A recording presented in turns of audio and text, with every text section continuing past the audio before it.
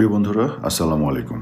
আপনারা দেখেছেন যে কিছুদিন আগে মাননীয় প্রধানমন্ত্রী শেখ হাসিনার আরেকটি অডিও ক্লিপ তারা লিক করেছে এবং তাদের তো অবশ্যই অসৎ উদ্দেশ্য আছে এগুলো লিক করার পেছনে। তবে এই ভিডিও ক্লিপের মাধ্যমে একটি নতুন বিষয় সবার সামনে চলে এসেছে।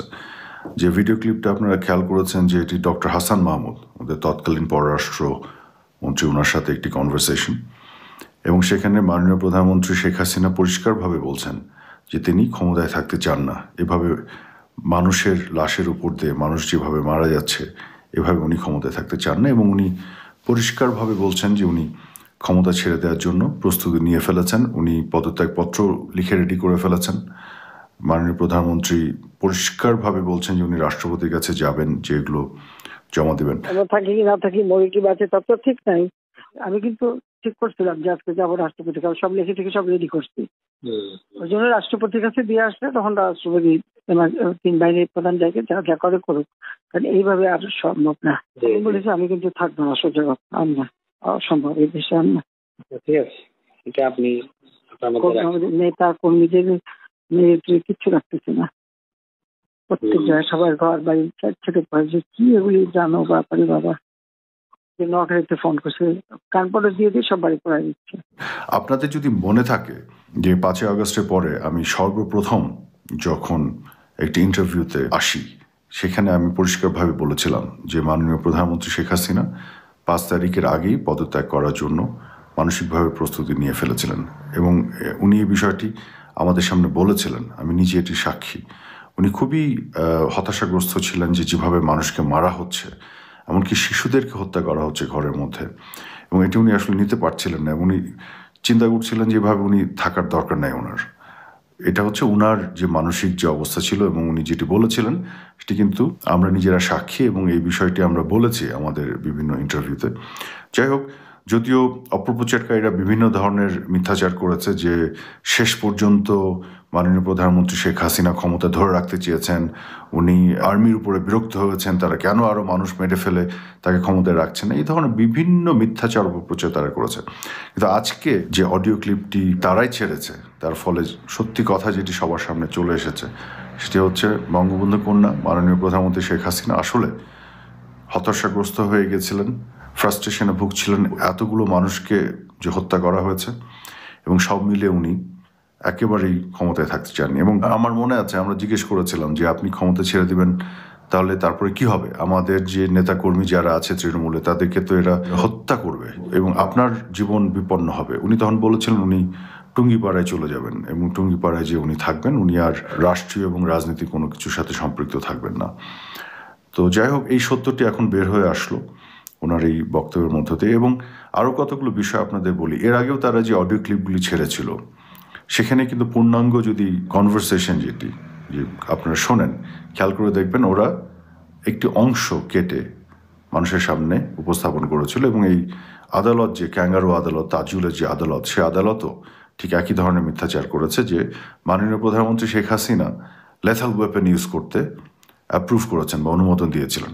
কিন্তু সেই একই কনভারসেশনে উনি কিন্তু ছাত্রদের নিরাপত্তা নিয়ে ওনার উদ্বেগ প্রকাশ করেছেন, তাদের যাতে কোনো ধরনের ক্ষতি না হয়, কোনো ধরনের সমস্যায় না পড়ে, কোনোভাবে তারা যাতে ক্ষতিগ্রস্ত না হয়, সেটি কিন্তু তার সেই কনভারসেশনে বলা আছে, সেটি কিন্তু তার উল্লেখ করেনি। এবং মাননীয় প্রধানমন্ত্রী তার সেই অডিও কনভারসেশন যেটি তারাই লিক করেছে, সেখানে পরিষ্কার বলা আছে যে উনি অ্যারেস্ট করতে বলেছেন। কাদেরকে অ্যারেস্ট করতে বলেছেন?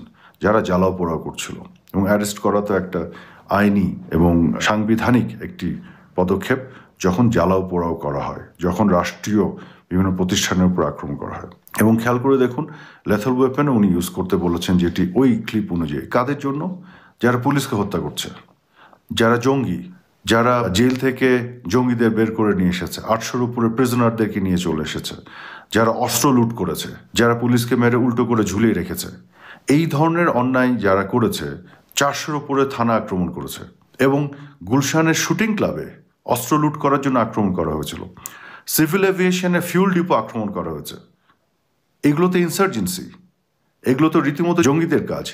তো এই ধরনের কাজে যারা যুক্ত থাকবে, পৃথিবীর সকল দেশে সকল রাষ্ট্রপ্রধান বা সরকার প্রধান, তাদেরকে মোকাবেলা করার জন্য ল এনফোর্সমেন্ট এজেন্সি বা আইন শৃঙ্খলা বাহিনীর সদস্যদেরকে লেথাল ওয়েপেন অনুমোদন করতেই পারেন, এবং এটা অনুমোদন করার প্রয়োজনও নেই। এটা সংবিধান এবং আইন অনুযায়ী তারা আত্মরক্ষার্থে সেটা করতে পারে। যারা জঙ্গি দমনে পৃথিবীর এমন কোনো দেশ আছে যারা লেথাল ওয়েপন ইউজ করেনি? কারণ যেটি আমরা অনেক সময় খেয়াল করি না, সেটি হলো যে এই যে আন্দোলনের কথা তারা বলে, এটি শুরু হয়েছিল কোটার বিলুপ্তের দাবিতে, এ ব্যাপারে কোনো সন্দেহ নেই। এবং সেক্ষেত্রে আমরা কিন্তু ছাত্রদের সেই দাবি নিয়ে আলাপ আলোচনা করছিলাম, কথা বলছিলাম।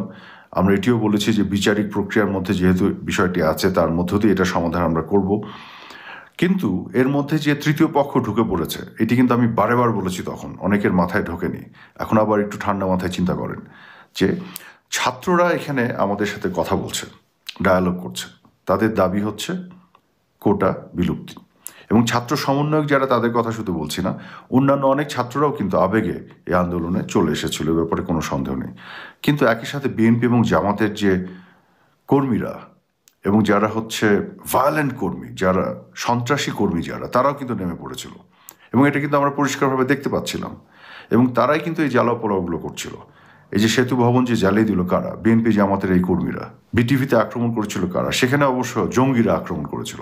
কাজে তিনটা পক্ষ ছিল এখানে। একটা হচ্ছে ছাত্ররা, খুব সাধারণ কিছু ছাত্ররা নেমেছিল, যারা আসলে ওই অর্থে জ্বালাও পোড়ার মধ্যে ছিল না, যদিও ছাত্র সমন্বয়করা জ্বালাও পোড়ার মধ্যে ছিল, যেটি তখন আমরা বিশ্বাস করিনি, কিন্তু পরবর্তীতে তারাই স্বীকার করেছে যে তারা এগুলো জ্বালাও পোড়াও করেছে, তারা পুলিশ হত্যা করেছে। তো সাধারণ ছাত্রদের একটা অংশ ছিল, আরেকটি ছিল বিএনপি জামাতের কর্মীরা, যারা সহিংসভাবে, সশস্ত্রভাবে এই আন্দোলনের মধ্যে সন্ত্রাস তৈরি করেছিল। এবং তৃতীয় পক্ষ যেটি ছিল, তারা অ্যাবসলিউটলি জঙ্গি, যারা বিটিভি দখল করে সেখান থেকে মাননীয় প্রধানমন্ত্রী শেখ হাসিনার পতনের ডাক দেওয়ার ঘোষণা দিয়েছিল এবং বাংলাদেশকে একটা ইসলামী রাষ্ট্র ঘোষণা দেওয়ার কথা বলেছিল। এরা এখনও সগর্বে কথা বলছে। যারা এভিয়েশনের ফিউল ডিপো আক্রমণ করেছিল, যারা জেল থেকে জিহাদিস্ট এবং এইসব এক্সট্রিমিস্ট জঙ্গিদের বের করে এনে অস্ত্র লুট করেছিল, এগুলো মোটেও সাধারণ শান্তিপূর্ণ আন্দোলনের কোনো অংশ ছিল না। সো ন্যাচুরালি যাদের সাথে যে ধরনের রাষ্ট্রকে অ্যাকশন নিতে হবে, রাষ্ট্র সেভাবে অ্যাকশন নিয়েছে। কিন্তু একটি ন্যারেটিভ যেটা আমরা দেখি, যেটিকে বাংলায় বয়ান বলা হয়, তৈরি করা হয়, যে সবাই শান্তিপূর্ণভাবে প্রোটেস্ট করেছে, আন্দোলনকারী ছিল, এবং সবাই শান্তিপূর্ণ আন্দোলনকারী ছিল, সবাই ছাত্র ছিল, যেটি ডাহা মিথ্যা কথা। সত্যি কথা হলো, এখানে ছাত্ররা ছিল, তাদের নেতৃত্বে এই আন্দোলনটা তারা শুরু করেছিল তাদের দাবি দেওয়া নিয়ে, কিন্তু এখানে বিএনপি জামাতের কর্মীরা জ্বালাও পোড়া করেছিল, এবং তারপর এখানে জঙ্গিরা ঢুকে গিয়েছিল এবং তারা সর্বোচ্চ লেভেলে ইনসার্জেন্সি তৈরি করেছিল।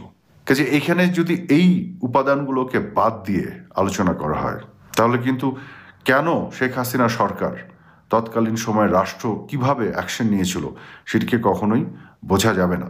আর যে ষড়যন্ত্রকারীদের যে অংশটি শিশুদেরকে হত্যা করেছিল, যারা ঘরে বসেছিল, বাচ্চারা, সাধারণ মানুষকে আমাদের বিরুদ্ধে খেপিয়ে তোলার জন্য, আপনারা এখন ঠান্ডা মাথায় একটু চিন্তা করুন তো, যেসব বাচ্চারা ঘরের মধ্যে বসে আছে, সেই বাচ্চাদেরকে কেন একটি সরকার হত্যা করবে? কী লাভ? এবং সাধারণ ছাত্রদের অনেককে যে হত্যা করা হয়েছে, মীর মুগ্ধ থেকে শুরু করে অনেককে, কেন? আরও অনেককে হত্যা করা হয়েছে কিন্তু স্নাইপারের মাধ্যমে 7.62 বুলেট ব্যবহার করে। কাদের লাভ হয়েছে এদেরকে হত্যা করে? এবং খেয়াল করে দেখুন, 5ই আগস্টের পর থেকে এরা বলে যাচ্ছিল যে 2000-এর বেশি হত্যা করা হয়েছে, ফুলিয়ে ফাঁপিয়ে নাম্বারটাকে বড় করেছে। তারপরে খেয়াল করে দেখুন, জাতিসংঘকে দিয়ে বলানো হলো 1400 জন হত্যা হয়েছে 5 তারিখ পর্যন্ত, আগস্টের 16 তারিখ থেকে জুলাইয়ের। কিন্তু ইউনুস গভর্নমেন্ট কিন্তু 1400 জনের নাম দিতে পারছে না। তো 1400 জন যদি হত্যাকাণ্ডের শিকার হয়, তাহলে তাদের নিশ্চয় নাম আছে, পরিবার আছে, পরিচয় আছে। কই সেগুলো? 9 মাস হয়ে গেছে, এখনও তাদের এগুলো দেওয়া যাচ্ছে না। কেন জানেন? কারণ এই 800 জনের উপরে যখনই খুঁজতে যাচ্ছে, সেগুলোই দেখা যাচ্ছে আওয়ামী লীগের নেতাকর্মীরা যাদেরকে হত্যা করা হয়েছিল, পুলিশ ভাইয়ের সদস্যরা যাদেরকে হত্যা করা হয়েছে। এখন এদের নাম তো প্রকাশ করতে পারছে না ইউনুস সরকার। কেন? যদি দেখা যায় যে প্রতিপক্ষের, আওয়ামী লীগের পক্ষের এত লোককে তারা হত্যা করেছে, তাহলে তো এই যে তাদের যে বয়ান গোটা বিশ্বকে তারা বিক্রি করছে, যে শান্তিপূর্ণভাবে যারা আন্দোলন করছিল ছাত্ররা, তাদের উপরে শেখ হাসিনা সরকার আক্রমণ চালিয়েছে, এই বয়ান তারা বিক্রি করতে পারবে না। কারণ যখন দেখা যাবে যে আওয়ামী লীগের পক্ষেও এত লোকের হত্যাকাণ্ড ঘটেছে, তখন বোঝা যাবে যে সে আসলে জঙ্গিবাদী আক্রমণ ছিল, জঙ্গিরা ছিল। এবং এই ছাত্র সমন্বয়কদের অনেকে বলছে না যে 5 তারিখে আওয়ামী লীগ সরকারের পতন না হলে তারা সশস্ত্র যুদ্ধে নামতো, কোথায় পেল অস্ত্র?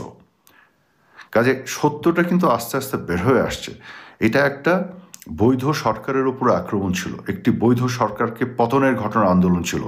কোটার বিলুপ্তের যে মুখোশটা, সেটা কিন্তু মানুষকে দেখানো ছিল, দেখাওয়া। এবং ছাত্রদের হত্যা করে, সাধারণ ছাত্ররা যারা গিয়েছিল বুঝে না বুঝে তাদের হত্যা করে, শিশুদের ঘরের মধ্যে হত্যা করে, সাধারণ মানুষের মধ্যে আমাদের উপরে একটা আক্রোশ তৈরি করা হয়েছিল। এইভাবে ফ্যাব্রিকেট করে মানুষকে বোকা বানানো হয়েছিল। আজকে কিন্তু মানুষ আস্তে আস্তে বুঝতে পারছে। যে বিষয়গুলো আপনাদের সামনে আরো পরিষ্কারভাবে তুলে ধরবো সামনের দিনগুলোতে। ধন্যবাদ সবাইকে।